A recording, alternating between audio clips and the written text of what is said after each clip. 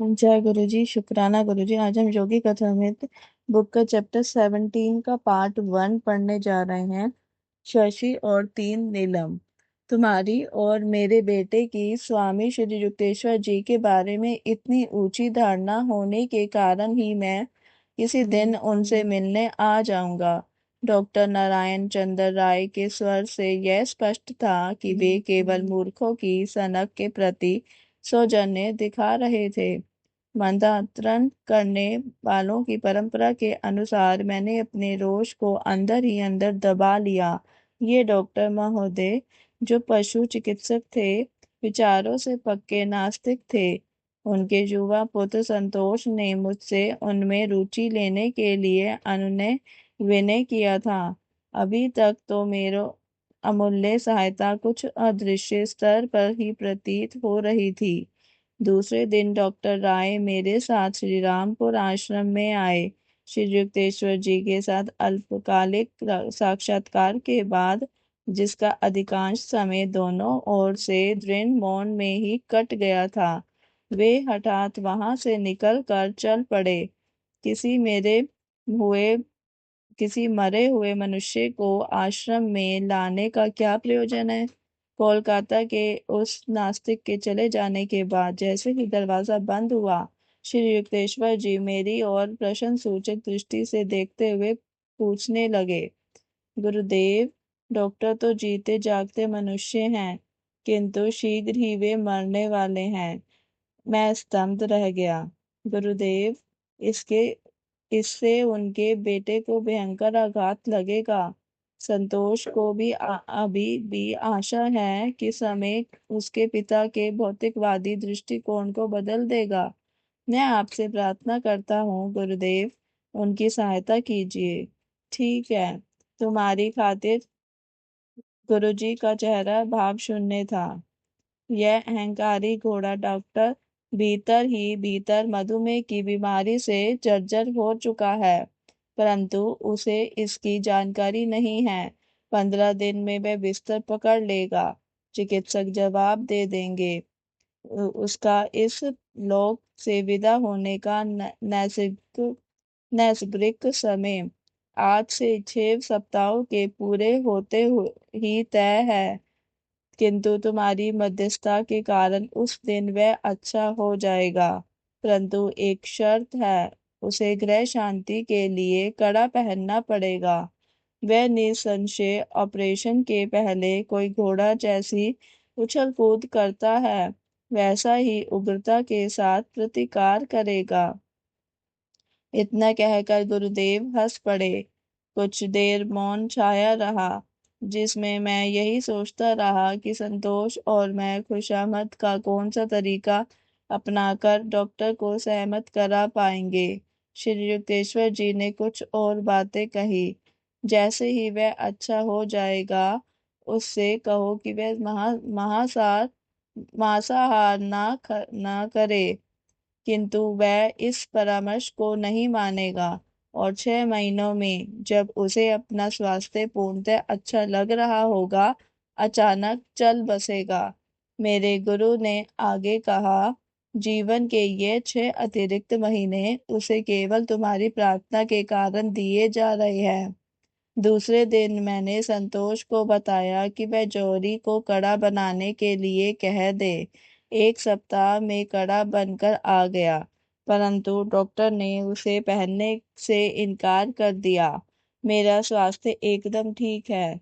तुम लोग इस ज्योतिष की अंधश्रद्धा को मेरे मन में कभी प्रवेश नहीं दिला सकते। डॉक्टर युद्ध के लिए ललकारने की दृष्टि से मेरी ओर देख रहे थे। मुझे कौतुक के साथ स्मरण हो आया कि गुरुदेव ने इस आदमी की अड़ियल घोड़े के साथ योग्य की तुलना की थी। 7 दिन बीत गए, डॉक्टर अचानक बीमार हो गए और तब नम्रता के साथ कड़ा पहनने के लिए राजी हो गए। 2 सप्ताहों बाद उनका इलाज करने वाले डॉक्टर ने मुझे बताया कि उनके बचने की कोई आशा नहीं है।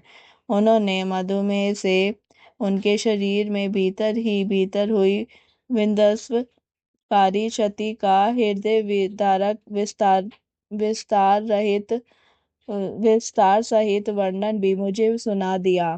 मैंने असहमति से सिर हिलाकर कहा, मेरे गुरु ने कहा है कि 1 महीने की रुग्णता के बाद डॉक्टर राय ठीक हो जाएंगे। डॉक्टर अविश्वास से मेरी ओर देखते ही रह गए, परंतु 15 दिन बाद सकुचाते हुए वे मेरे पास आए। डॉक्टर राय पूर्ण स्वस्थ हो गए हैं। वे बोल पड़े, मेरे देखने में यह सब विस्मयचकित कर देने वाली घटना है। इससे पहले कभी भी मैंने किसी मरणासन व्यक्ति को इस प्रकार अकल्पनीय रूप से स्वस्थ होते नहीं देखा। तुम्हारे गुरु सचमुच रोग मुक्त करने वाली शक्ति से संपन्न कोई सिद्ध पुरुष है।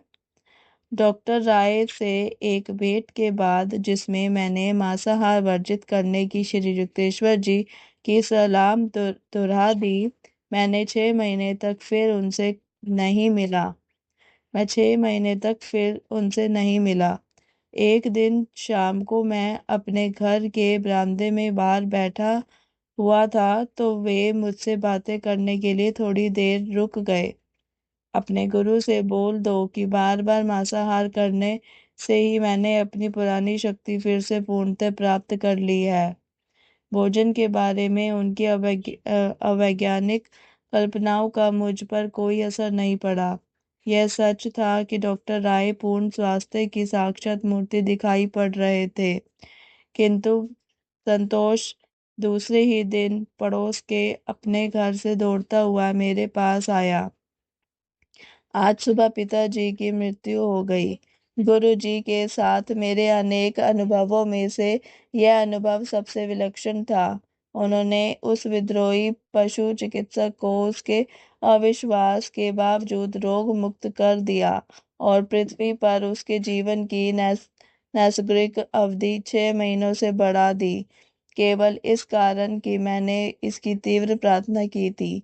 भक्त की उत्कृष्ट प्रार्थना को पूर्ण करने में श्री युक्तेश्वर जी अपार दया के सागर थे। अपने मित्रों को श्री युक्तेश्वर जी के पास ले आना मेरा सबसे बड़ा सौभाग्य था।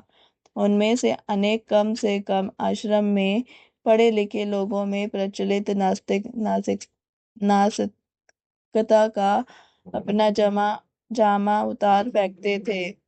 मेरा एक मित्र शशि अनेक रविवार श्री रामपुर में आश्रम में बिताता था। गुरुदेव उसे बहुत चाहने लगे थे, पर उन्हें उसके उच्च उछंकल और असंयत जीवन पर खेद होता था। शशि, अगर तुमने अपने तौर तरीके नहीं बदले तो अब से 1 साल में तुम घातक रूप से बीमार हो जाओगे।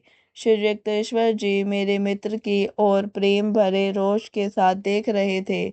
मुकुंद साक्षी है, बाद में मत कहना कि मैंने तुम्हें सावधान नहीं किया था।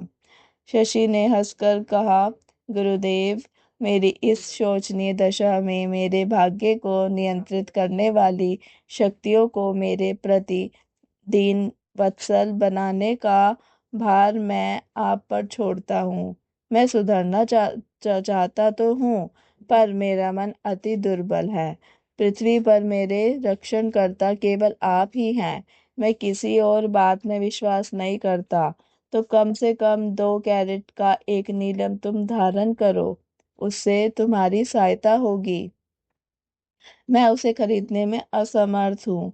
और वैसे भी गुरुजी, यदि कोई विपत्ति आ ही जाती है तो मुझे पूरा विश्वास है कि आप मेरी रक्षा करेंगे।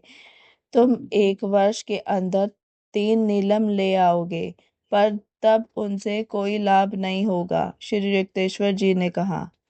थोड़े बहुत फेरबदल के साथ यही बातें नियमित रूप से चलती रहती थी। मैं सुधर नहीं सकता, शशि हास्यप्रद निराशा के स्वर में कहता, और आप में मेरा विश्वास मेरे लिए किसी रत्न से अधिक मूल्यवान है गुरुदेव।